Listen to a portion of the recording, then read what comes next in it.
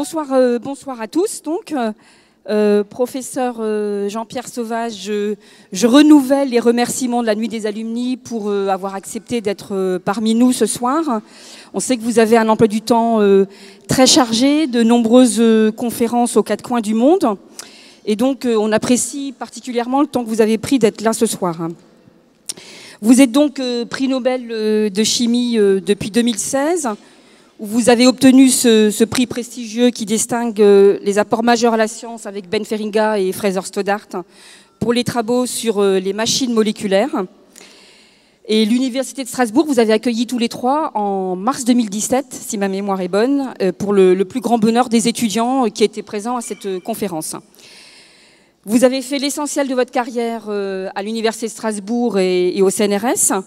Vous avez été enseignant 3 ans et vous continuez aujourd'hui à donner des cours et à transmettre aux jeunes générations. Vous avez également fait une escapade de 3 ans ou 4 ans, je ne sais plus, de 3 ans, à l'Université de Northwestern en Écosse, où votre compagnon lauréat Fraser Stoddart vous a accueilli entre 2009 et 2012. Vous nous raconterez d'ailleurs peut-être comment, là-bas, vous avez remonté une équipe de recherche à ce moment-là. Et comment cette expérience, à la fois personnelle et professionnelle, a été déterminante pour vous. Juste 2 mots sur les travaux du professeur Sauvage. Ils ont été publiés entre 1983 et 2017. Et en 1983, vous avez publié un premier caténane il nous expliquera que c'est 2 anneaux entrelacés, qui n'était à ce moment-là que le précurseur de la machine moléculaire. La première machine de votre groupe a été décrite en 1994, en même temps que la première machine du labo du professeur Stoddart. Et puis vous êtes ensuite revenu à l'ISIS, auprès de votre mentor et compagnon de route, le professeur Jean-Marie Laine, lui-même Nobel. Si vous avez adopté Strasbourg, puisque vous n'en êtes pas natif, Strasbourg vous a adopté aussi, finalement. Vous avez la joie d'avoir un fils et 2 petits-fils. Le dernier est né il y a 15 jours, je crois. Mais ils sont un peu loin à son goût, puisqu'ils sont de l'autre côté de l'Atlantique. Ce qui fait que Jean-Pierre Sauvage utilise beaucoup FaceTime et les nouvelles technologies. C'est aussi un amoureux, évidemment, de Strasbourg, de la musique classique, de la musique savante, du rock. Il aime aussi l'art, les arts décoratifs particulièrement, et la peinture sous verre. Ceux qui vous connaissent depuis toujours disent que vous êtes un homme particulièrement humble. Vous n'aimez pas trop être dans la lumière, donc c'est un peu un exercice difficile. Vous êtes toujours discret, attentif, accessible, et je crois qu'on peut dire que c'est un homme très généreux aussi. Ce soir, nous n'allons pas échanger sur les travaux scientifiques. Cette conversation, c'est plutôt pour partager l'expérience du créateur qu'il est, de l'entrepreneur et du manager. Et sur un domaine particulier, celui de la science. Donc, tous les conseils précieux qu'il va pouvoir nous apporter ce soir sont issus de son expérience personnelle et seront les bienvenus à tous ceux qui sont auditeurs ici. Êtes-vous prêts à discuter pendant 20 minutes sur la question de la créativité? Tout à fait, Armelle. J'aimerais juste dire un mot avant qu'on discute de créativité. C'est que je trouve cette initiative d'Alumni, démarrée il y a quelques années, formidable. Sans aucun doute, on a beaucoup de retard en France dans ce domaine. La plupart des universités américaines pratiquent le networking et, disons, la culture des alumni depuis des années et des années. Et je suis très, très content qu'il y ait maintenant un réseau alumni de notre université. Donc, félicitations à tous ceux qui ont initié ce beau projet. Donc, voilà. C'est un bel encouragement. Donc on va tenter une petite définition de la créativité que nous avons trouvée. La créativité est la capacité d'un individu ou d'un groupe à imaginer ou à construire et à mettre en œuvre un concept neuf, un objet nouveau ou à découvrir une solution originale pour résoudre un problème.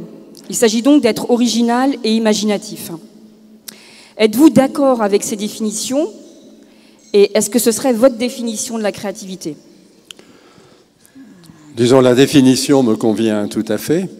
Maintenant, il faut peut-être regarder les choses de manière plus précise par domaine d'activité. La créativité va beaucoup dépendre du domaine. Alors je viens tout de suite à la chimie. Disons, pour la chimie moléculaire, la créativité se matérialise souvent par la fabrication d'objets moléculaires. Et ces objets moléculaires peuvent être des objets d'art. C'est, disons, indiscutable. Ils peuvent être fabriqués pour le beau, pour ce qu'ils représentent en tant qu'objet d'art. Le seul défaut de la chimie moléculaire, c'est qu'on ne peut pas voir les objets. On ne peut pas les exposer en naturel, puisqu'ils sont beaucoup trop petits. Maintenant, la créativité en mathématiques ou la créativité dans les domaines artistiques, tout ça, ça correspond au dénominateur commun que vous avez proposé. Mais ensuite, on peut rentrer plus dans le détail en fonction des différents sous-domaines. Alors du coup, comment ça se traduit très concrètement dans un laboratoire en chimie ou dans un laboratoire de sciences dures et est-ce que vous pouvez nous donner des exemples très concrets de moments où vous avez senti que la créativité s'exprimait ?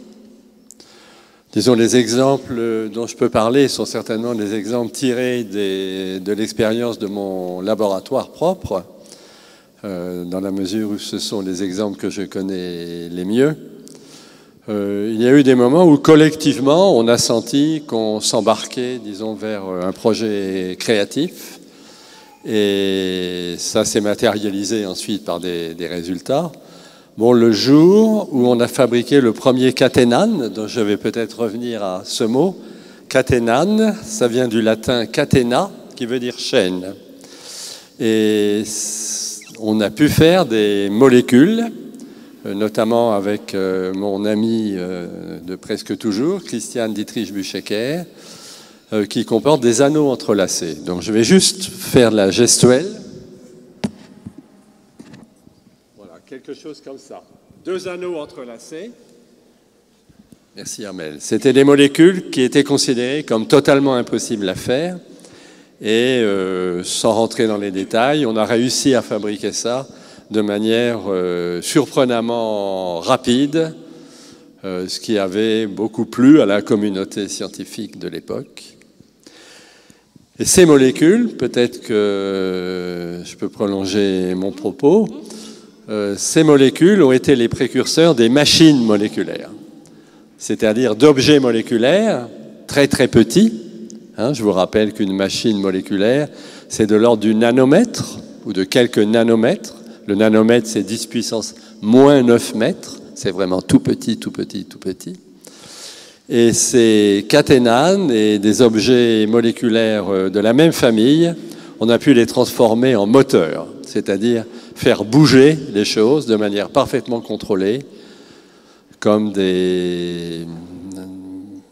un moteur linéaire, comme piston et cylindre, et des objets beaucoup, beaucoup plus complexes par la suite. Alors, qu'est-ce qu'il a fallu à l'équipe, au groupe, pour arriver jusque-là ? Quand on a préparé cet entretien, vous m'avez parlé de la question de est-ce qu'on peut être créatif en groupe et le rapport entre l'individu en tant que tel et le groupe dans cette notion de créativité. Est-ce que vous pouvez nous en parler ? Alors, la créativité en groupe, disons qu'elle apparaît à un moment, mais dans une science expérimentale très lourde pour laquelle il faut avoir un bagage, un background extrêmement solide, disons, il est difficile de la faire apparaître quand on est très très jeune. Alors je suis désolé pour les très très jeunes, mais il vaut mieux avoir une grande culture scientifique et ensuite peut-être qu'on aura plus de facilité à proposer des travaux qui sont réellement créatifs, réellement originaux. Alors personnellement, je ne crois pas beaucoup à la créativité originelle. je dis bien originelle, de groupe. Je pense qu'à un moment, il faut qu'un chercheur ait une idée qui peut venir dans une discussion, qui peut venir la nuit pendant une insomnie, qui peut venir pendant des vacances, etc. Une idée originelle qui est souvent fugace, qu'on va s'efforcer de capturer, d'immobiliser pour mieux la saisir. Et ensuite, c'est cette saisie, c'est la matérialisation de cette idée, mais même sans travail expérimental, mais juste une meilleure compréhension de cette idée, que l'on va pouvoir travailler en groupe. Et là, le groupe devient extrêmement important entre une petite idée, disons peut-être très, très originale, et un projet. Donc il y a toute une distance entre une idée d'origine et ensuite la définition d'un projet, et ça va se faire en groupe. Et alors du coup, vous avez évidemment managé les groupes, et quelles sont les conditions pour que l'idée se transforme en projet, et comment vous avez managé ces groupes-là dans des laboratoires, évidemment dans le contexte spécifique, hein. Donc dans notre laboratoire, j'ai essayé de maintenir des relations amicales entre les gens. Disons, dans les laboratoires où il y a des tensions, où il y a des compétitions ouvertes, déjà le quotidien est moins agréable.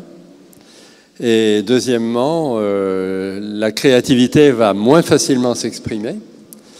Un laboratoire où les gens sont heureux d'arriver le matin, disons, va permettre des discussions, va permettre des échanges, va permettre des rencontres. Et là encore, la créativité est exaltée par les rencontres. Des rencontres à l'intérieur d'un groupe, des rencontres à l'extérieur. Mais c'est, à mon avis, extrêmement important. Et juste une toute petite anecdote.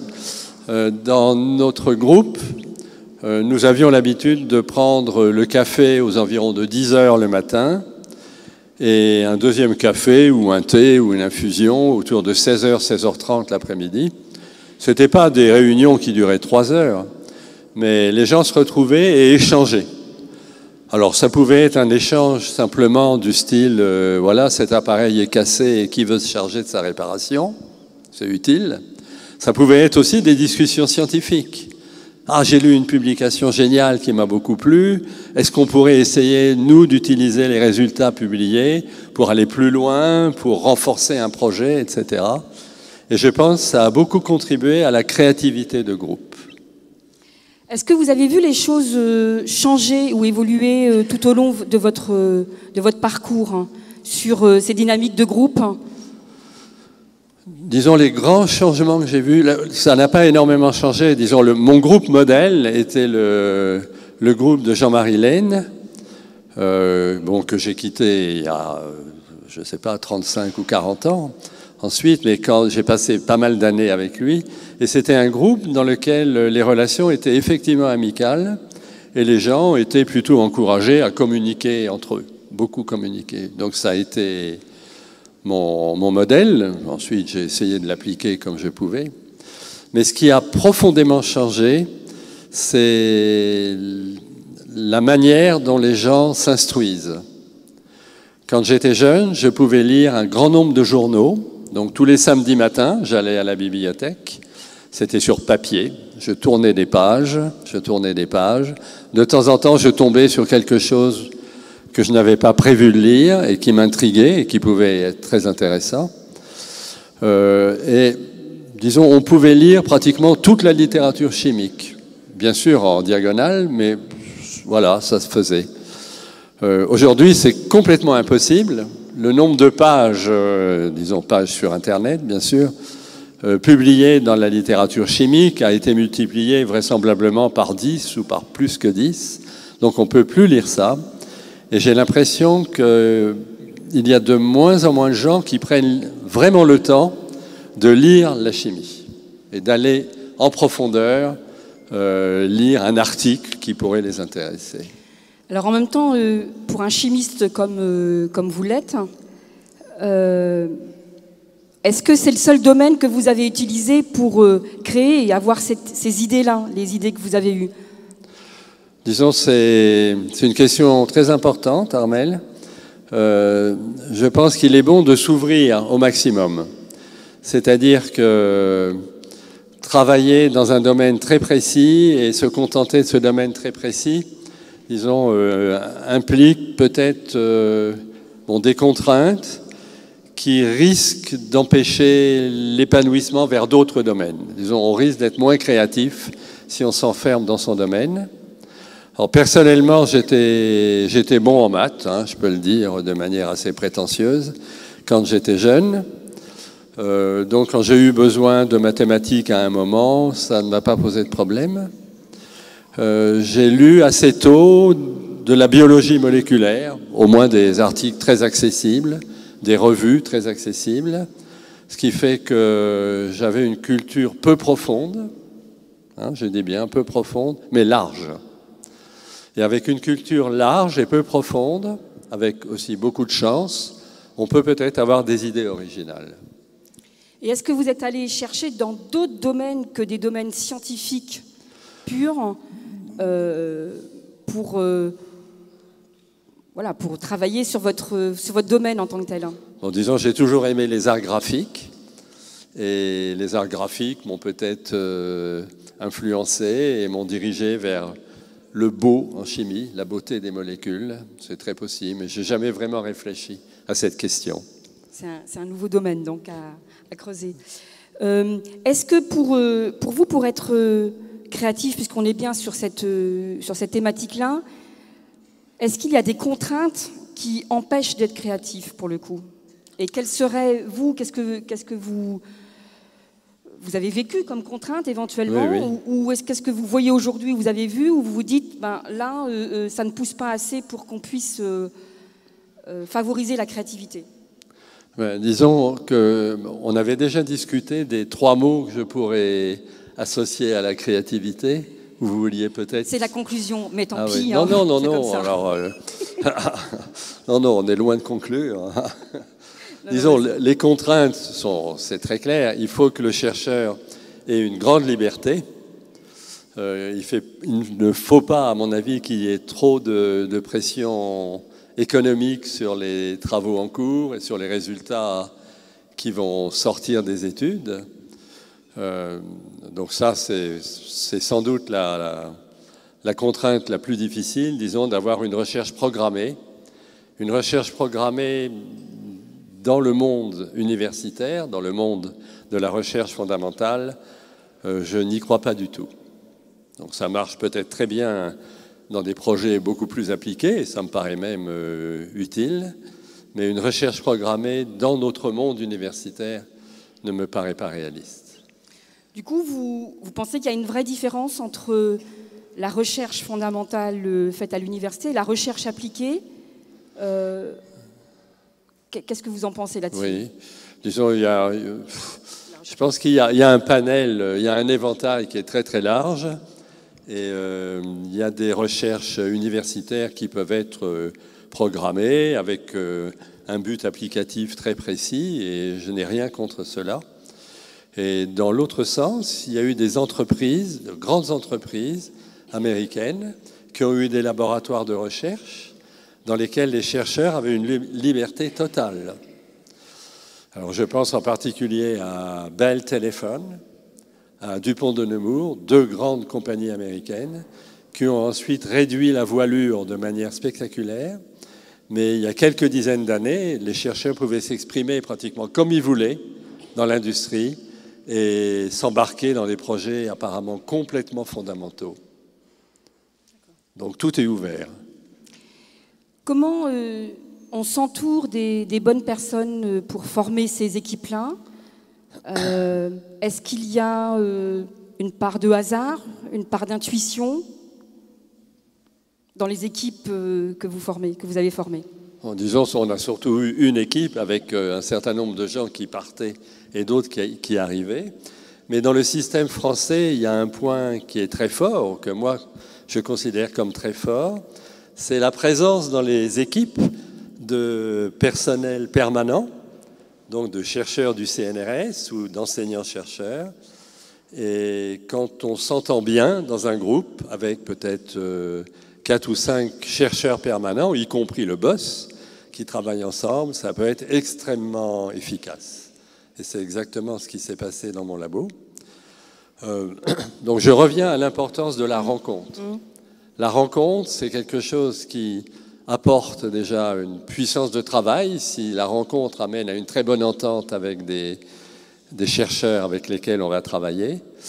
Et ça amène également des discussions qui vont rendre le groupe beaucoup plus créatif, qui vont lui permettre aussi de cristalliser des projets.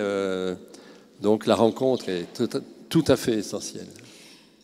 Et vous me disiez que pour vous, il y a une différence entre les jeunes qui arrivent dans le groupe, dans l'équipe, et puis les plus anciens, et que vous aviez consacré plus de temps aux jeunes qui arrivaient. Comment ça s'est passé très concrètement?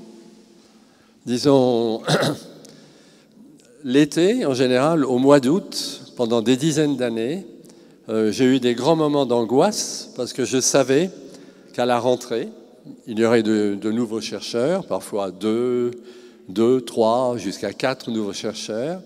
Et il fallait absolument que j'ai l'impression de leur proposer des projets de recherche qui soient les plus innovants et les plus motivants possibles. Donc, vis-à-vis des jeunes gens, bien sûr, on donne beaucoup plus de temps. Et pour les chercheurs établis, on a pratiquement, disons, ils n'ont pas besoin de vous, les chercheurs établis. Donc, tout le temps... la télécommande. Pardon ? C'est... Pardon. Là-bas. Donc, tous les chercheurs établis... disons, on a beaucoup moins de temps à leur consacrer et on a beaucoup moins d'efforts à faire dans leur direction qu'avec des jeunes gens. C'est clair. Est-ce que vous pensez qu'il y a des outils de mesure particuliers pour mesurer la créativité du chercheur ou des chercheurs? Est-ce qu'il en faut ou pas? Ça, c'est une question très difficile, Armelle. Personnellement, je n'ai pas de données quantitatives à proposer. Et du coup,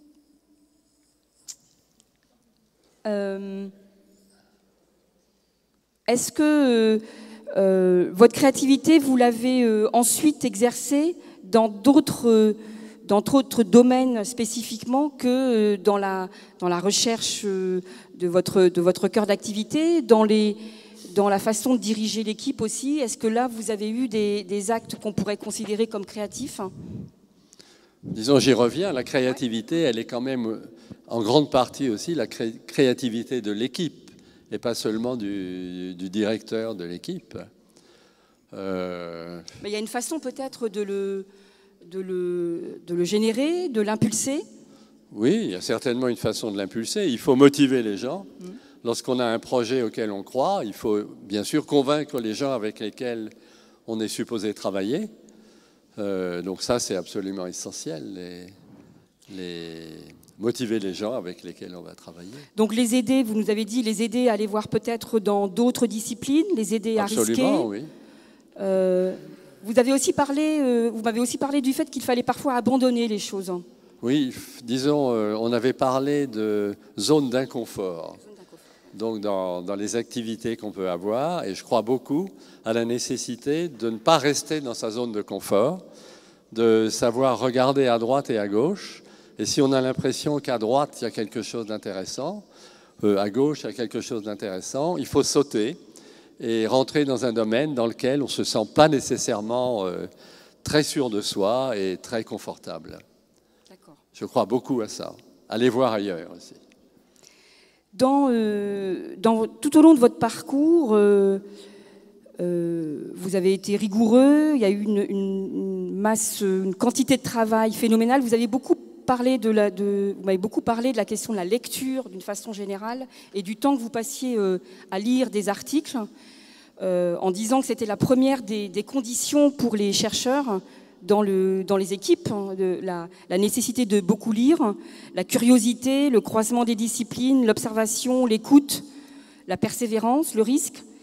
Quels sont parmi ces mots-là les les éléments majeurs pour vous. S'il y en avait 2 ou 3 que vous mettriez en avant, ce seraient lesquels, hein? L'essentiel. Hein, oui. La lecture, c'est absolument essentiel. Disons, la créativité en chimie, c'est vrai à l'intérieur d'un groupe, c'est pas vrai que pour le boss, hein. La créativité, elle se construit beaucoup avec la culture, avec la connaissance. Donc, il faut que les gens lisent, connaissent plusieurs domaines, et c'est les connaissances qu'ils vont acquérir qui vont leur permettre à un moment peut-être de sauter vers un projet très novateur, parce que ça sera justement se déplacer vers une zone d'inconfort. Et ça ne peut se faire qu'avec beaucoup de connaissances, un gros acquis. Donc c'est quelque chose que vous souhaitiez redire, la question de la connaissance qui est extrêmement importante, et absolument. Il ne peut pas y avoir de créativité fondamentalement sans connaissance majeure. Pas dans la science que je connais. Pas dans la science, ouais. Non, peut-être en mathématiques. La médaille Fields avant était donnée à des chercheurs en mathématiques de moins de 35 ans. Maintenant, c'est de moins de 40 ans. En chimie, disons, c'est très très difficile d'avoir fait quelque chose de vraiment très très fort avant 35 ans. Et du coup, il y a un mot que vous n'avez pas beaucoup utilisé, et peut-être on va conclure là-dessus, c'est la question de la passion. Oui, la passion, disons, la créativité s'exprime si on a un certain nombre d'éléments qui sont rassemblés. Alors peut-être le premier, c'est la passion pour la science. Pas seulement la passion pour sa science, pour le travail que l'on fait dans son laboratoire, mais de manière générale, la passion pour le domaine dans lequel on travaille. On doit pouvoir être passionné, enthousiaste par une publication d'un autre laboratoire, australien ou allemand, et trouver que c'est merveilleux, et en rêver, et en discuter avec ses amis. Ça, c'est une qualité essentielle, forte. Donc voilà, on espère que dans ce que vous aura dit le professeur Chevage, vous pourrez appliquer un certain nombre de ces conseils, de ces recommandations dans votre propre secteur d'activité. Et puis, une fois encore, on vous remercie pour avoir été là ce soir. On sait que vous êtes vraiment beaucoup pris, donc c'est quelque chose de... Voilà, c'est un cadeau que vous nous avez fait. Merci à vous. Merci Armelle.